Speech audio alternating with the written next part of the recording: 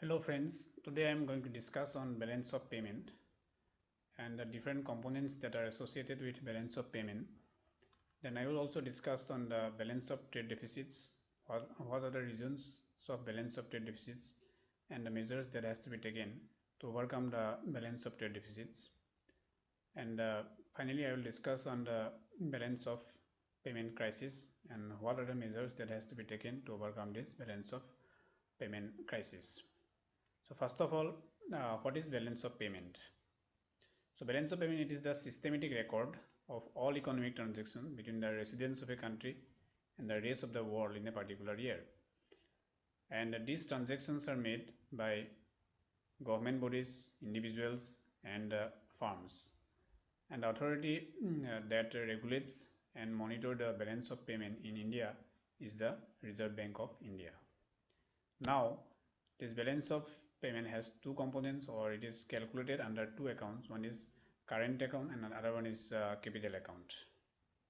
So what is current account?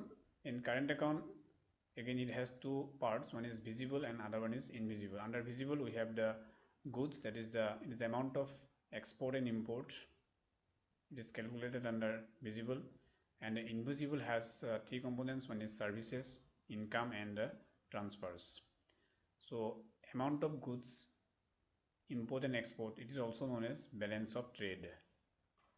So in India, balance of trade is always deficit, and as we have the export import of goods, we also have the export import of services in the form of banking, shipping, insurance, software, consultancy, etc.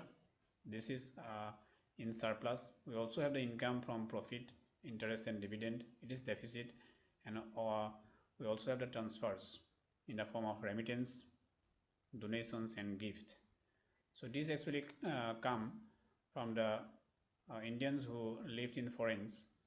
So they send foreign currencies to their relatives as well as to their friends. They also send donations. These all are calculated under current account. Next, I will discuss about what is current account surplus and what is current account deficits. This the amount of export and import which are calculated under visible, it is also known as balance of trade, and service, income and transfer, this is known as balance of invisibles. Now what is current account surplus?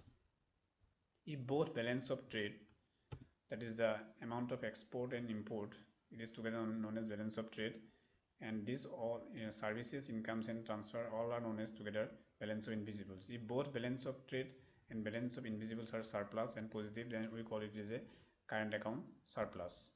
And if balance of trade is deficit but balance of invisibles are surplus, to wipe out the deficit of balance of trade, then we also call as balance of current account surplus. Again, what is current account deficit? If both balance of trade as well as the balance of invisibles are deficit, then we call it as a current account deficit. And again, if deficit of balance of trade and but there are surplus of balance of invisibles but not sufficient to wipe out the deficit of balance of trade, then we call it as a current account deficits. So what are the reasons of this balance of trade deficits?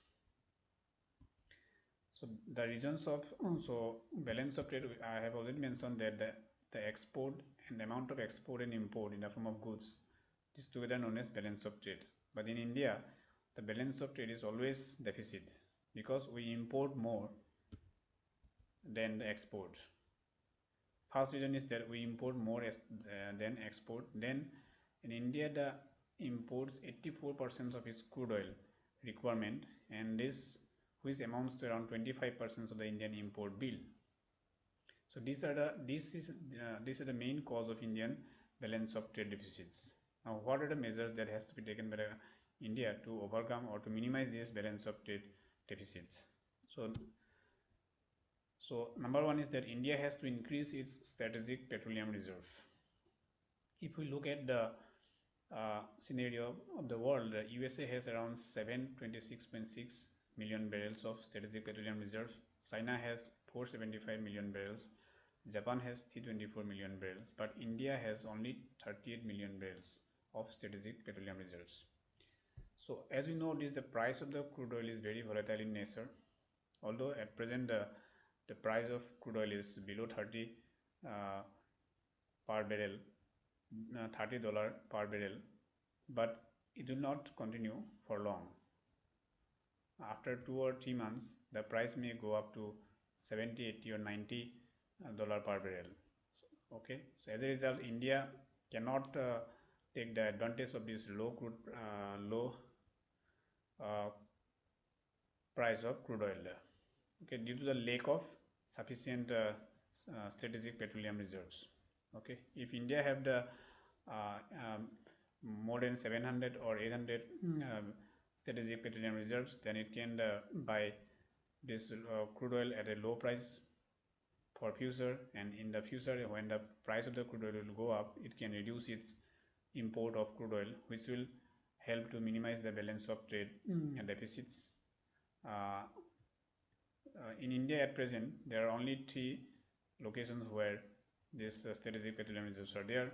Number one is Padur and Mangalore in the Karnataka, and third one is Visakhapatnam in the Andhra Pradesh.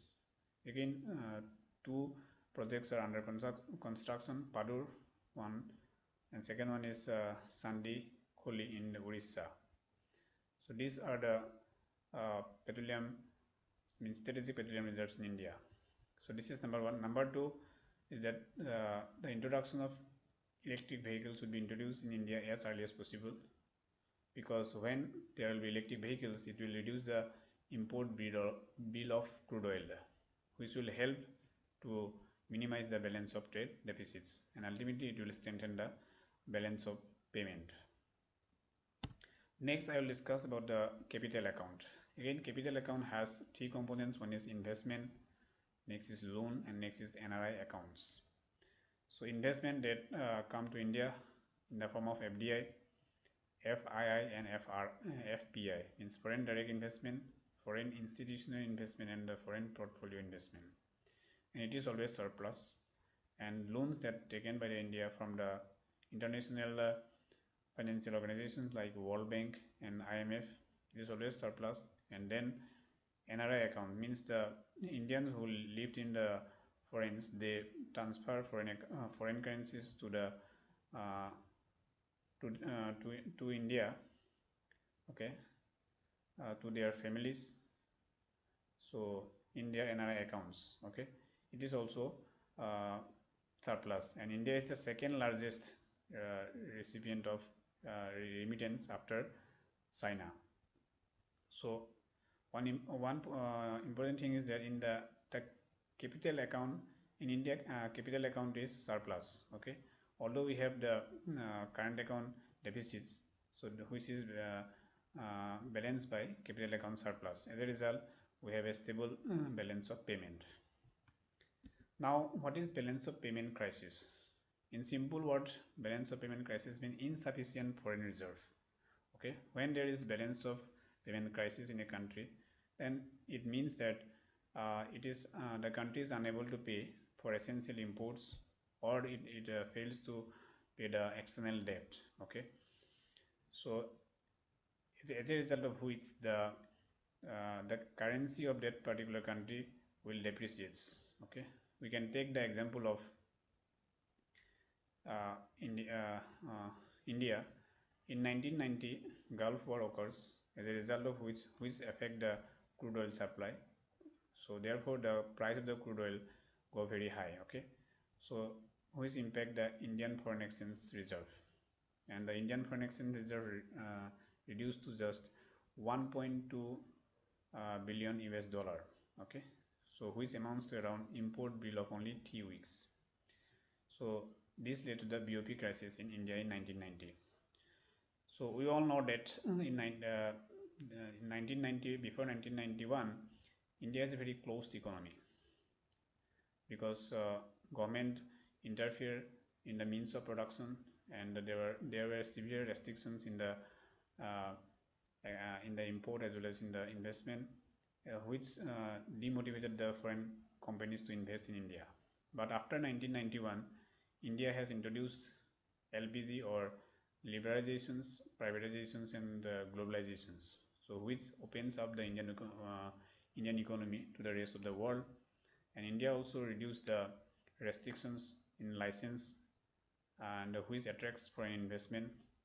And as a result, foreign investment came in the form of FDI, FII, that is foreign direct investment, foreign institutional investment, and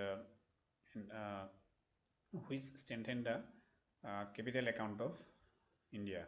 So as a result of which it minimized the balance of payment crisis. So what are the measures that has to be taken by the India to overcome this balance of payment crisis in future? First of all, India has to minimize the balance of trade deficits. I have already mentioned how to minimize the balance of trade deficit in the previous slides by taking the example of crude oil and electric vehicles. So next thing is that promote export. Okay, so India has to promote export by establishing a special economic zone. So with world-class facilities like routes, ports, as well as warehouses, it will India also has to reduce its labor regulations, which will attract investment from the foreign countries, and as a result of which it will increase the export of India. And last is promote import control. The reasonable restrictions should also be imposed by India in the import of certain commodities. Okay, the country should reduce its dependence on those commodities in which it has its productive capacities. So all these measures can strengthen the balance of payment, and it will ultimately strengthen the economy of our country. So this is all about the balance of payment and balance of payment crisis. Thank you.